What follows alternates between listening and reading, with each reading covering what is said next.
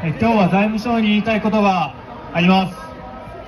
去年、国民民主党が所得税を基礎控除178万円に引き上げるって言ったとき、7兆から8兆財源が減るって財務省言いましたよね。それで7兆8兆で税収が減るって騒いでるけど、2020年コロナで100兆出したときは財源の議論なかったですよね。なんでたかだか7兆8兆で財源がないって騒ぐの。そしてあともう一つ、去年2024年の出生数が72万人でした。私が生まれた2004年は出生数が110万人でした。つまりですね、たった20年間で40万人近く子供が減ってるんですよ。